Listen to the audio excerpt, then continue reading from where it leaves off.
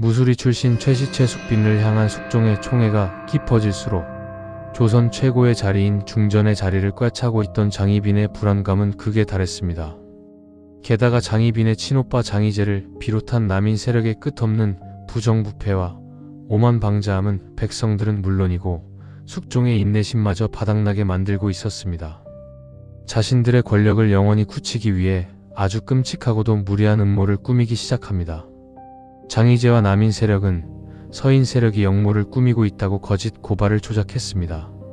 나아가 궁궐 박패비 민씨 인현왕후에게 사약을 내려 아예 후한의 싹을 잘라버려야 한다고 숙종을 압박하기 시작했습니다. 그들은 숙종이 과거처럼 장희빈에 휘둘려 자신들의 거짓 고발을 믿고 눈엣 가시인 서인들을 모조리 죽여줄 것이라 굳게 믿고 있었습니다. 하지만 그것은 호랑이의 아가리에 스스로 머리를 밀어넣는 치명적인 오판이었습니다. 모든 상황을 꿰뚫어보고 있던 절대 군주 숙종. 그는 겉으로는 남인들의 말을 들어주는 척하며 감정을 숨겼습니다.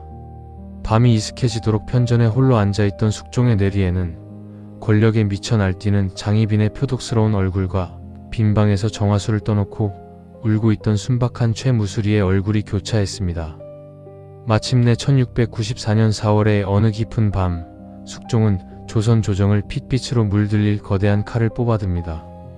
당장 대궐의 모든 문을 굳게 걸어 잠그고 승지들을 들라하라. 이 자정이 넘은 시간, 숙종의 불호령이 떨어졌습니다. 숙종은 붓을 들어 벼락 같은 교지를 단숨에 써내려갔습니다. 역모를 꾸민 것은 서인이 아니라 국정을 농단한 남인들이다. 당장 장희재를 하옥하고 남인 영수들을 모조리 잡아들여라. 다음날 아침, 어젯밤까지만 해도 기세등등했던 장희빈의 세력들은 하루아침에 포승줄에 묶여 이금부로 끌려가고 있었습니다. 매를 맞고 사약을 받는 남인들의 비명소리가 끊이지 않았습니다. 5년 전 인현왕후를 내쫓고 장희빈을 중전으로 만들었던 기사한국이 완벽하게 뒤집히는 거대한 정치적 지진, 바로 갑술한국이 터진 것입니다. 숙종의 분노는 여기서 멈추지 않았습니다. 숙종은 곧바로 중궁전으로 향했습니다. 덜덜 떨고 있던 장희빈 앞에 선 숙종의 눈빛은 북풍한 설보다 차가웠습니다. 내 오라비 장희재가 패비를 독살하려 한 죄가 하늘에 닿았다.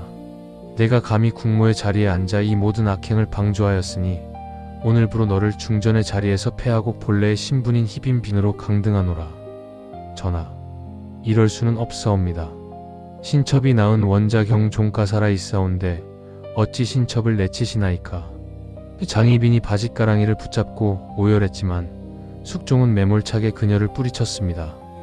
왕비의 권위를 상징하던 화려한 저기가 거칠게 벗겨지고 장희빈은 다시 후궁의 처소인 취선당으로 내쫓겼습니다. 5년 만에 여인 천하가 산산조각이 나는 순간이었습니다. 장희빈을 처단한 숙종은 또 하나의 엄청난 어명을 내립니다. 서인 평민으로 강등되어 사가에 머물고 있는 패비 민씨 인현왕후를 다시 궁으로 모셔오라. 왕이 자신의 잘못을 인정하고 쫓아냈던 왕비를 다시 불러들이는 것은 조선 왕조 500년 역사상 전무후무한 대사건이었습니다. 임금의 어명을 받든 행렬이 인현왕후가 머물던 초라한 사가에 도착했습니다. 5년 전 하얀 소복을 입고 죄인처럼 쫓겨났던 인현왕후. 쇠약해질 대로 쇠약해진 그녀는 자신을 다시 중전으로 복위시킨다는 교지를 받아들고 믿을 수 없다는 듯 하염없이 눈물을 쏟아냈습니다. 궁녀들이 인현왕후에게 붉은색의 왕비 예복 저기를 입혀드렸습니다. 다시 조선의 국모로 부활한 인현왕후가 사가 밖으로 걸어 나오자 수만 명의 백성들이 일제히 무릎을 꿇고 엎드렸습니다. 중전마마, 마마께서 다시 돌아오셨다. 이 한양 도성은 환희와 감격의 눈물바다로 변했습니다. 인현왕후가 다시 궁궐로 들어섰습니다. 숙종은 대전 앞까지 친히 마중을 나와 있었습니다. 내가 참으로 어리석어 중전을 오랫동안 고생시켰소. 미안하오. 숙종의 진심 어린 사과에 인현왕후는 고개를 숙이며 모두가 신첩에 부덕한 소치이옵니다. 라며 오히려 왕을 위로했습니다. 죄 없는 착한 여인이 모진 시련을 견뎌내고 마침내 제자리를 찾은 것입니다. 하지만 이 아름다운 귀환의 뒤편에는 뼈를 깎는 증오심을 불태우는 한 여인이 있었습니다. 취선당 구석에 웅크린 장희빈. 그녀는 창틈으로 화려하게 복귀하는 인현왕후의 행렬을 바라보며 손톱에서 피가 나도록 주먹을 꽉 쥐었습니다. 민씨, 내년이 기어코 다시 내 자리를 빼앗아 내 반드시 너를 죽여버리고 원자를 왕으로 만들어 내 자리를 되찾을 것이다. 한편 이 거대한 폭풍우를 관망하며 서 있는 또 다른 여인이 있었습니다. 바로 한밤중에 눈물 어린 기도로 숙종의 마음을 돌려 2년 왕후의 보기에 가장 큰 공을 세운 최숙빈이었습니다.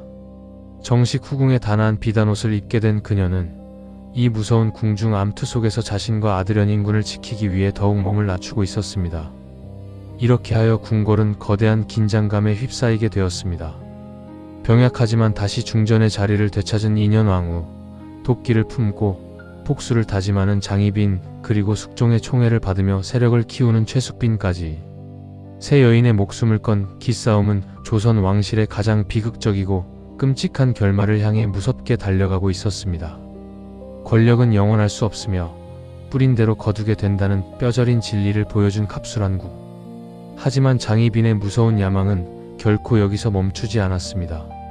후궁으로 쫓겨난 그녀는 2년 왕후를 저주하기 위해 궁궐 으슥한 곳에 신당을 차리고 무당을 불러들이는 상상조차 할 수 없는 끔찍한 짓을 저지르기 시작하는데, 조선을 뒤흔든 무고의 옥, 장희빈의 최후의 발악이 다가오고 있습니다.